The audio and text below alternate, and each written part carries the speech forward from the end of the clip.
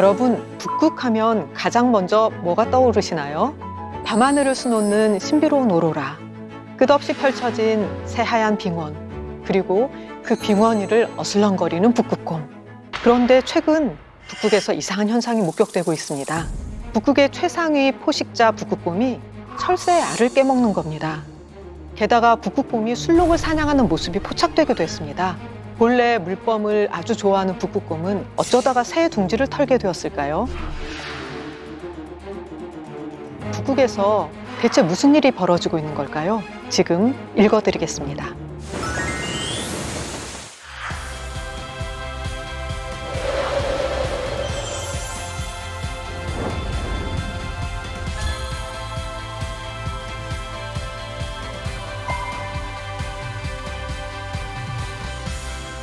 안녕하세요. 대한민국 극지연구소에서 북극 생태계를 연구하고 있는 이유경입니다. 여러분 이거 알고 계셨나요? 북극곰은 해양생물이라는 거요. 고래나 상어, 문어같이 바닷속에 사는 생물만 해양생물인 건 아닙니다. 물개나 바다사자, 듀공, 북극곰처럼 바닷가에 살며 바다에서 먹이를 얻는 동물들을 해양 포유류라고 합니다. 갓 태어난 북극곰 새끼의 몸무게는 450g 정도로 사람의 갓난아기보다도 작죠. 하지만 다 자란 북극곰의 무게는 암컷이 최대 340kg, 수컷은 700kg이나 나갑니다. 북극곰은 사냥을 위해 헤엄도 잘 칩니다. 아주 끈기 있는 수영선수여서 어떤 북극곰은 9일 동안이나 헤엄쳐 거의 690km를 가기도 했습니다. 서울에서 부산까지의 직선거리가 325km니 서울과 부산을 왕복하고도 남는 거리를 수영으로 이동한 셈입니다. 해양생물 맞네요.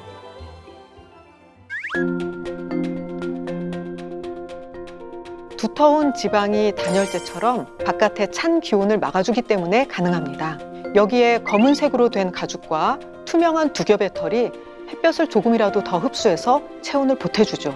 검은색 가죽이라고요? 북극곰은 흰색이 아니었나요? 사실 북극곰의 가죽은 검은색입니다. 북극곰의 코를 보면 원래 검은색이라는 걸 알 수 있죠. 투명한 수증기로 이루어진 구름이 하얗게 보이는 것처럼 북극곰의 투명한 보호털이 햇볕에 반사되어 아이보리색을 띠는 거죠. 북극곰은 봄까지 엄청나게 먹어대다가 여름철이 되면 에너지 손실을 최소한으로 줄인 채 체내 지방으로 버티며 여름이 끝나기를 기다립니다. 다른 곰들이 먹이가 없는 겨울철에 겨울잠을 자며 체내 지방으로 버티는 것과 정반대죠. 바다에 얼음이 얼면 북극곰의 본격적인 사냥이 시작됩니다. 아직 헤엄을 칠 정도로 자라지 못해 얼음에 몸을 숨기고 있는 물범 새끼나 바다에서 먹이 사냥을 하다 잠시 숨을 돌리러 얼음 위로 올라온 물범이 북극곰의 주요 먹이입니다. 그런데 최근 북극곰이 철새의 알을 깨먹기 시작한 겁니다. 실제로 2018년에는 흰뺨 기러기의 알을 북극곰이 거의 다 깨먹어서 그해 여름철 남쪽으로 날아간 새끼가 얼마 안 되기도 했습니다. 게다가 북극곰이 순록을 사냥하는 모습이 포착되기도 했습니다. 북극곰의 식성이 바뀐 걸까요? 아니면 이것저것 새로운 먹이를 탐색하는 유별나게 호기심 많은 북극곰이 있는 걸까요? 과학자들은 북극곰의 식단이 바뀐 원인을 기후변화에서 찾고 있습니다. 북극은 지구상에서 가장 빠르게 기온이 상승하고 있는 곳입니다. 지구온난화로 수온이 상승하면서 바다의 얼음이 일찍 녹거나 빨리 얼지 않자 북극곰이 육지에서 사냥을 하는 것입니다. 도대체 북극에서 무슨 일이 있었기에 북극곰이 변한 것인지 좀 더 자세히 알아볼까요? 북극이라고 할 때 여러분의 머릿속에는 어떤 지도가 그려지나요? 북극점? 알래스카? 그린란드? 시베리아? 아마 저마다 다른 북극의 경계선을 머릿속에 그리고 있을 것입니다. 국제사회에서 통용되는 북극의 정의, 북극의 경계선, 그런 건 아직 없습니다. 지구 과학자들에게 북극은 북위 66도 이상 백야가 시작되는 지역이고요. 생태학자들에게 북극은 북극해와 북극해를 둘러싼 대륙에 나무가 자라지 않는 땅, 툰드라를 가리킵니다. 20세기의 북극은 신문의 지면을 차지할 일이 거의 없는 무명의 지역이었습니다. 대다수의 사람들에겐 관심 밖의 영역이었죠. 하지만 과학자들은 이미 북극의 변화를 눈치채고 있었습니다. 북극의 여러 지역에서 100년 넘게 기온을 측정해왔고 50년짜리 기온 데이터는 차고도 넘칩니다. 이 모든 곳에서 공통으로 나타나는 현상이 있었는데요. 북극이 더워지고 있다는 것입니다. 그것도 아주 빨리.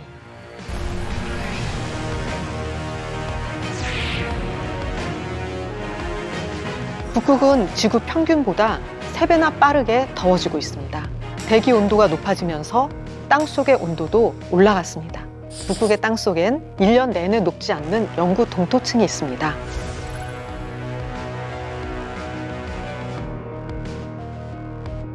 과학자들은 북극의 여기저기에 깊은 구멍을 파고 온도계를 설치했습니다. 30년 이상 땅속의 온도를 측정해보니 땅속의 온도가 영하 10도에서 5도, 3도, 2도로 서서히 높아지고 있는 것을 알려주었습니다. 얼었던 땅이 녹자 활주로와 도로가 휘고 벽에 금이 가고 건물이 기울어지며 땅이 꺼지기도 했습니다. 이런 것들은 사람이 이사를 가거나 다시 수리를 하면 되지만 사람들이 손을 쓸 수 없는 일들도 생겼습니다. 무너져 내린 동토나 습지로 변한 툰드라에서 이산화탄소와 메탄이 방출되고 있는 것이죠. 이 온실기체는 다시 지구의 온도를 높이는 역할을 할 것입니다. 지구온난화의 악순환이 북극에서 벌어지고 있는 거죠. 무너져 내린 동토는 그동안 얼음 속에 갇혀있던 미생물을 세상에 드러내게 했습니다.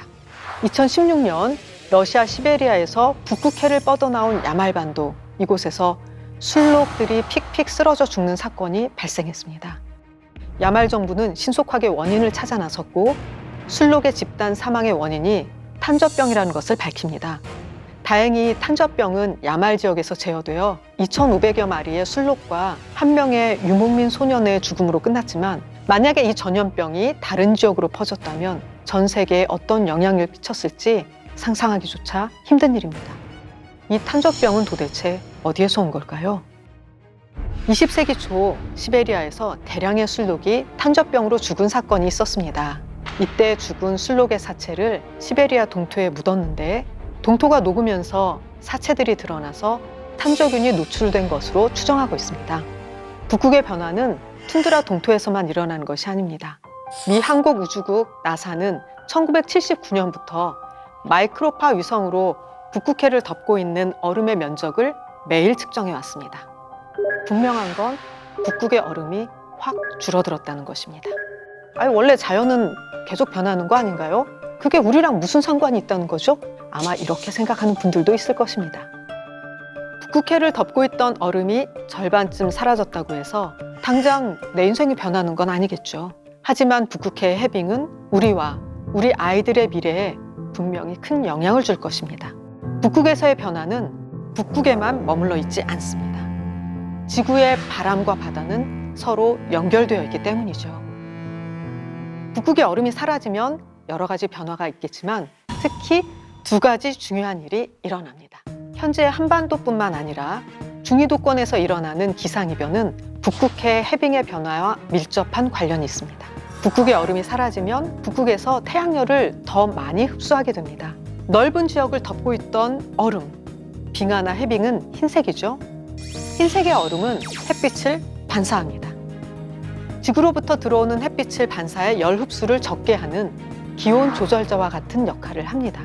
그래서 북극은 지구를 시원하게 해주는 지구의 에어컨이라고 할 수 있죠.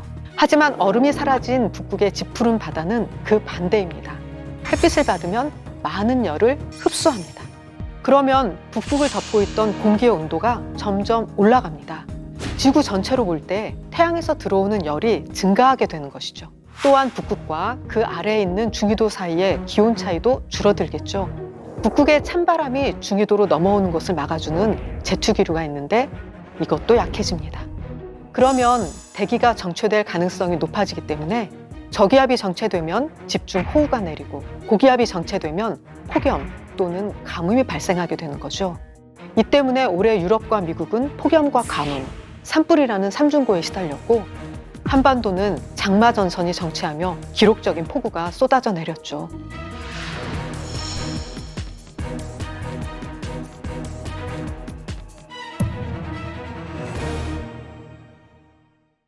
지난 1980년 754만 제곱킬로미터였던 북극해 해빙의 면적은 40년이 지난 2020년엔 382만 제곱킬로미터로 절반 가까이 줄었습니다.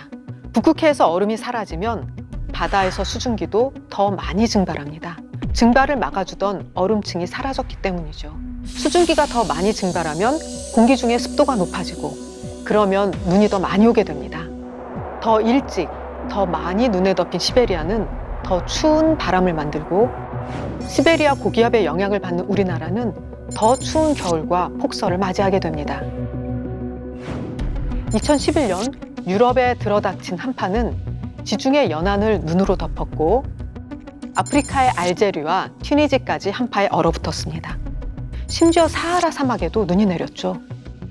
그로부터 10년 뒤인 2021년 한겨울에도 영상 5도에서 10도였던 미국 텍사스는 겨울에 영하로 떨어지고 눈 폭풍이 몰아쳐서 발전소가 얼어붙었고 수도관이 동파되어 사람들은 울타리와 정원수, 액자까지 가져다가 땔감으로 사용했습니다.